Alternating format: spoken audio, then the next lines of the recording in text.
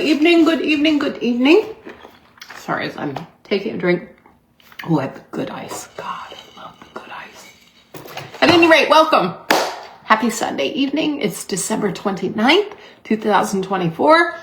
We have just about 49-ish hours left before. Hi, Kay. I'm happy to see you. Before the end of this year, and we can open things for next year. In fact, I met somebody recently who told me that their New Year's Eve tradition is to celebrate as a family, and they open the back door and the front door so that the front door, the back door, the current year can go out the back door and the new year can come in the front. I don't know, something like that. I thought it was cute. Down here in Florida, that's practical, except that a critter might, like we saw an armadillo the other day, and I'm not okay. Anyway, welcome. Happy fourth night of Hanukkah for those of you that celebrate. And welcome to the Insight Framework. Tonight, we're going to do Module 5, which is about thinking errors. We all like to see the world from our own perspective. As a therapist, I can tell you that there are at least two versions of the truth in an argument, and sometimes even more than that. Your alligator brain is certainly going to remember events a whole lot differently than your please pass the butter brain. What we know, though, is about the way that people make these assumptions is that it's pretty universal and predictable. I know, you thought you were special. The truth is that there are about a dozen different types of thinking errors that we're going to go over tonight. And simply by increasing your awareness of them, you increase your chances of fending them off and staying in your upstairs brain under pressure. Let's get started. Dr. David Burns wrote a book. It was called Feeling Good, the New Mood Therapy. In it, he challenged the ways that we had been treating depression, and he introduced the idea that our thoughts contribute to our feelings. When we change our thoughts, we can better control our emotions. You might have heard this approach, heard about it before. It's called cognitive behavioral therapy, which is very popular today. And you'll find his book and the workbook in the course materials in our comprehensive care package, or you can find them on Amazon. Okay, let's jump right in. First thinking error is called all or nothing thinking. So it's a very rigid view of the world and reality. Requires that there's no gray area, no compromises, i.e. our houses of Congress, for example. Everything is either all good or all bad. And the tragedy of this kind of thinking is that it eliminates our power for creative thinking to come up with interesting solutions using our frontal cortexes. Imagine if you were trying to navigate a cross-country road trip with someone, not saying your spouse, with someone who might have this kind of thinking.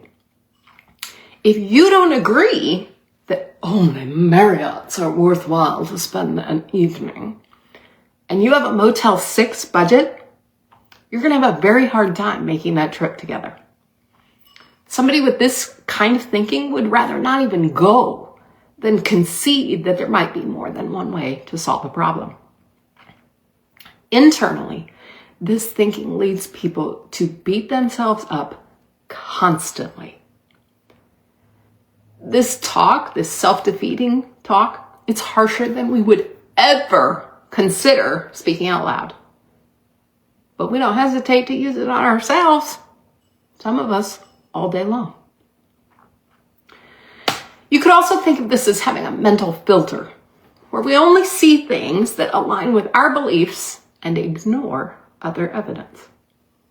For example, our spouse or our child says something hurtful, and now we suddenly only remember the hurtful things they've said and struggle to name any positive memories about that person.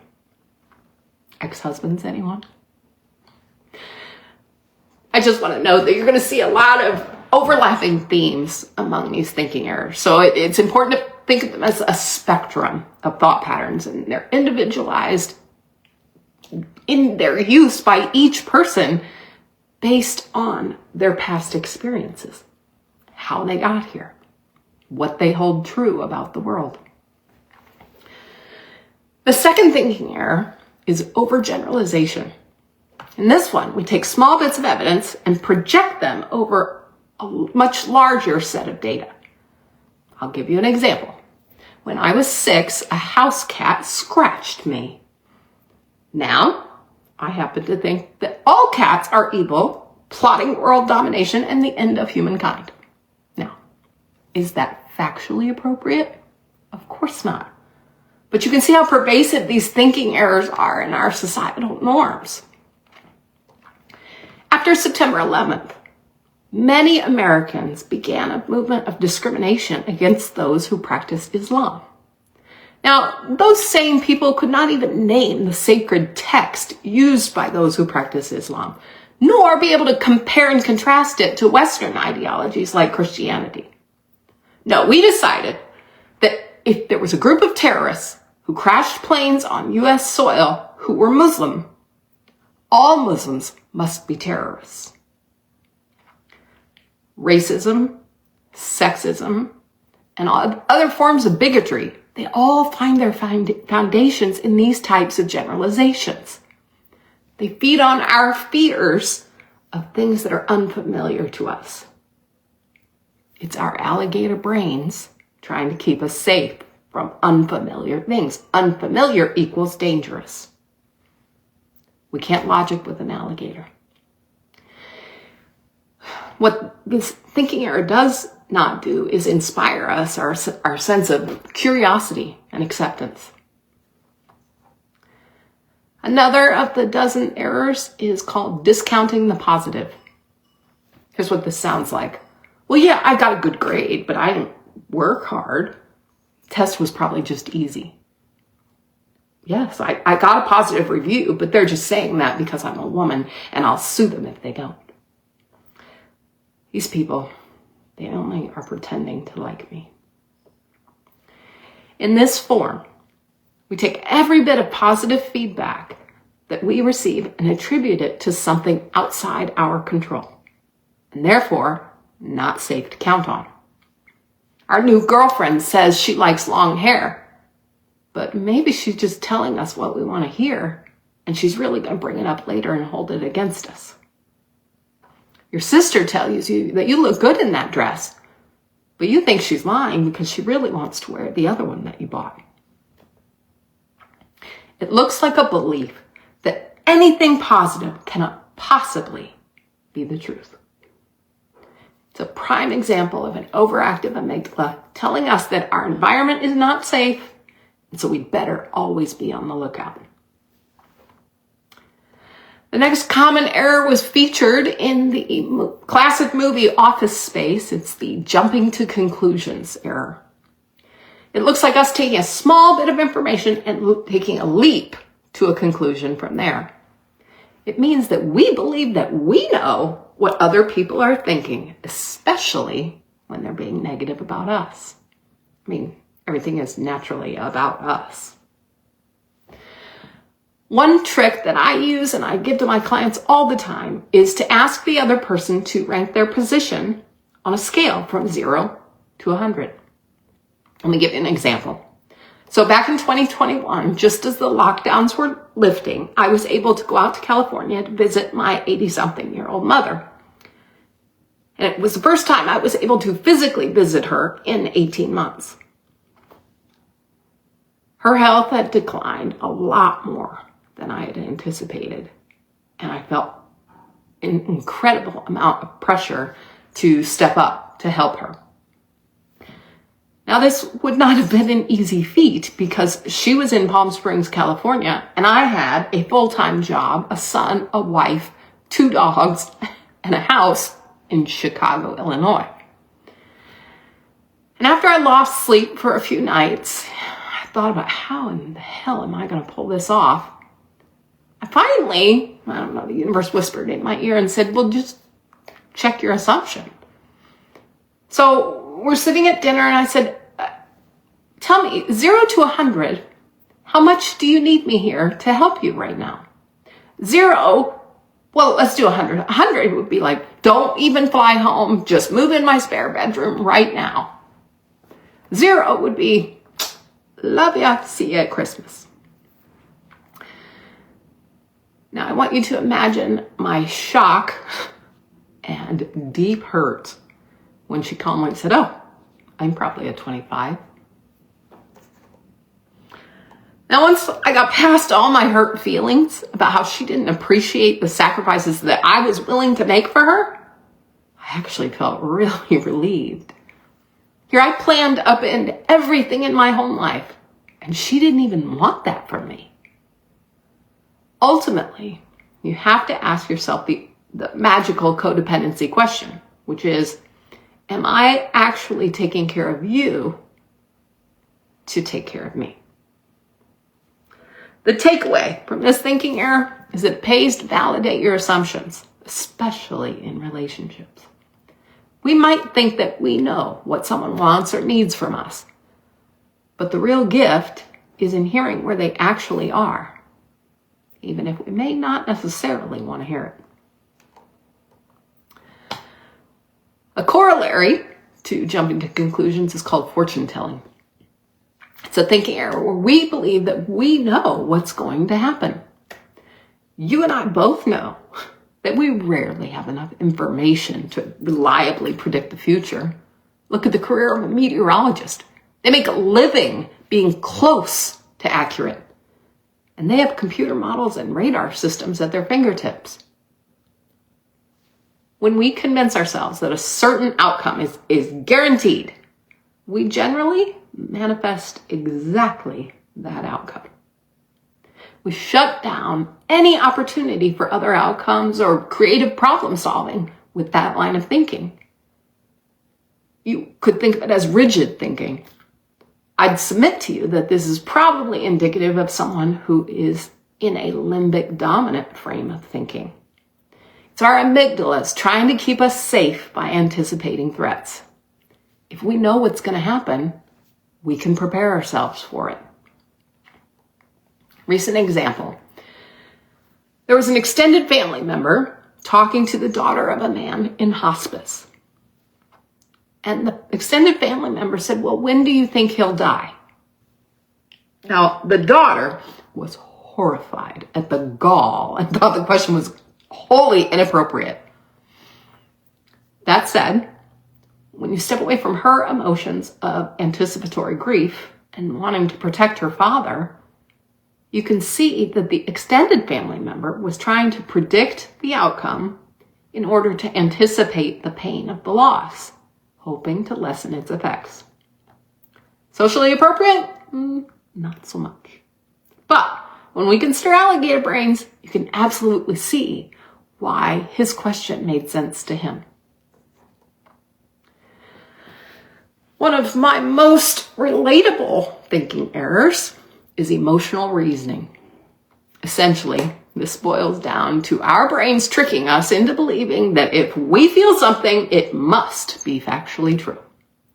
So the cornered alligator who thinks we're going to kill it likely is not going to understand that we would really just prefer that it get off our lawn and go back in the pond.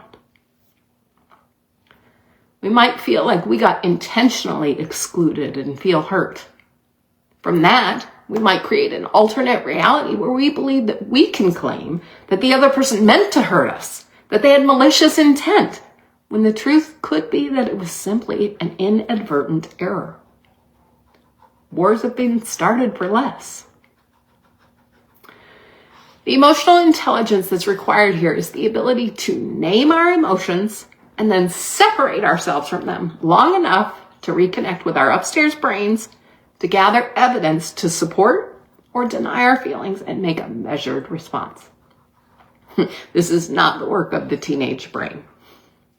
These are lifelong struggles to get this level of zen and self-regulation.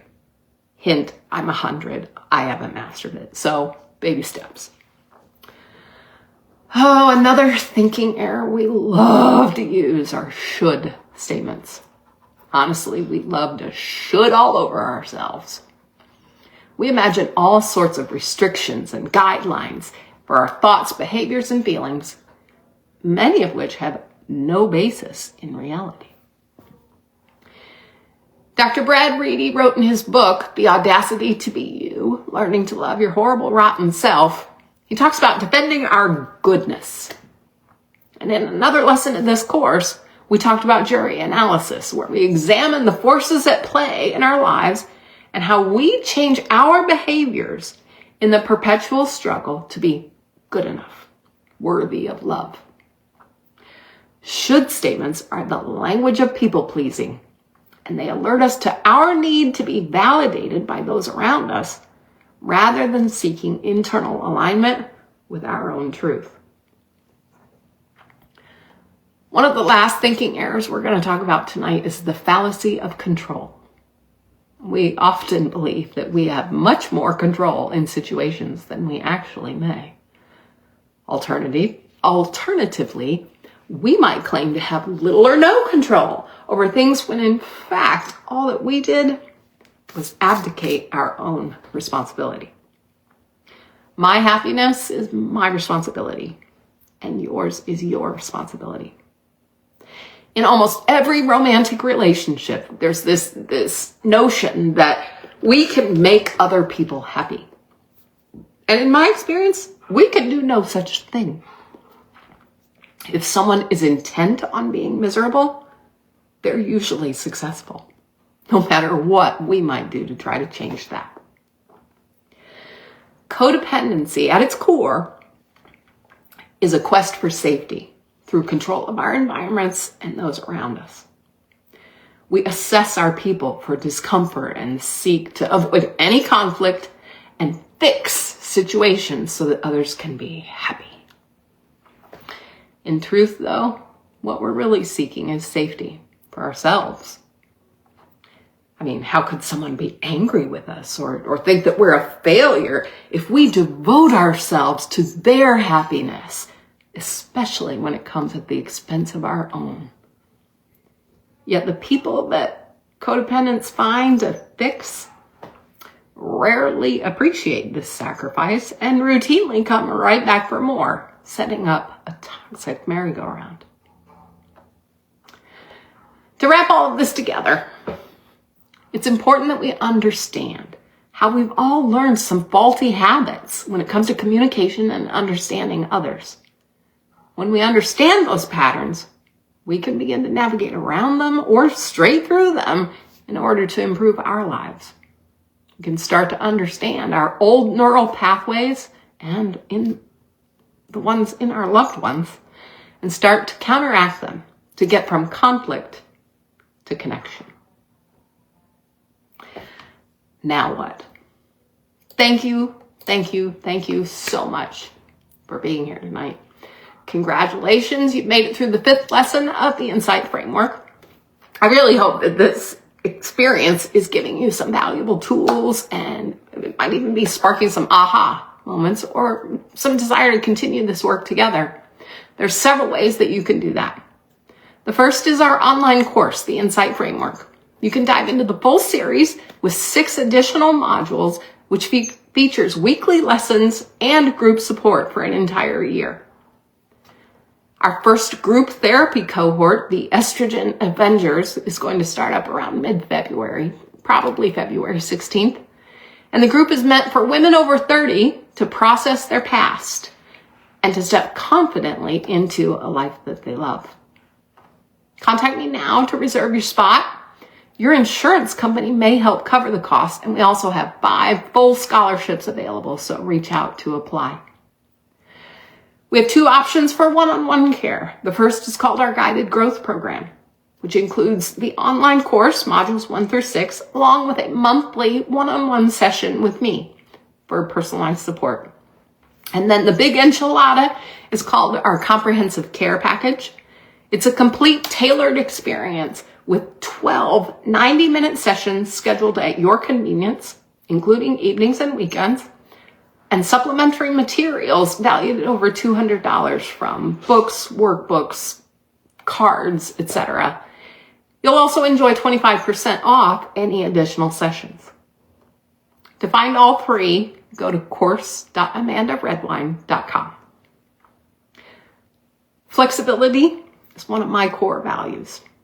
So if none of these options fit for you, feel free to reach out and we'll create a plan that works just for you. My hope is that you realize you never have to walk alone. You found your flock, and I'm so grateful that you're here. My book, Skunk Nugget Parenting, is available on Amazon. No matter where your next steps take you, please know that I'm holding space for you in divine light. Join me next week for lesson 6, which is recognizing emotional flooding and learning how to take care of yourself. Let me give you a visual image. We all step on the Lego. In the next 5 nanoseconds, some of us go off the deep end, and some of us are able to recover quickly. But it's those 5 nanoseconds we're going to talk about. That's flooding.